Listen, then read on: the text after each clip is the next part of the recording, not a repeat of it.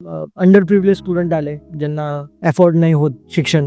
अशांसाठी आपण काय करतो ज्यांना शिक्षण अफोर्ड नाही होत, किंवा फिनान्शियली आपण काही सपोर्ट प्रोव्हाइड करतो का, काही स्कॉलरशिप देतो का? मध्यंतरी अक्षरशः म्हणजे मला एक जाणवतं की ज्याची खरोखर गरज असते ना त्याला आपल्यापर्यंत कसं अप्रोच व्हायचं हे कळत नाही, माहिती नसतं. तर ज्यांनी आई वडील गमावलेत किंवा ज्यांची परिस्थिती टफ आहे तर अशांचा शोध घेण्यासाठी आमच्या स्टाफची, शिक्षकांची टीम गेली आणि स्वतः टीम आम्ही पाठवली. गावगाव सर्वे केला.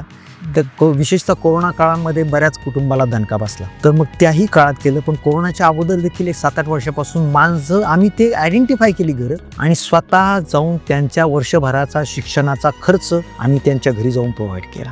एक तर उदाहरण असं आहे की एक तालुक्यातला मुलगा की ज्याचं वडील रिक्षा चालवित होते, तर मुलगा हुशार, परंतु सोर्सेस काय, वडील रिक्षात जेवढे मिळेल तेवढं, तर त्याच्या हुशारीवर तो ओपनमध्ये MBBSला लागला. मग त्याचा MBBSच्या शिक्षणाचा पूर्णपणे का आम्ही त्याचा खर्च दिला संस्थेनं. आज तो MD होतोय आणि आता वेल सेटल होतोय. पण MDचं शिक्षण सध्या चालू आहे त्याचं.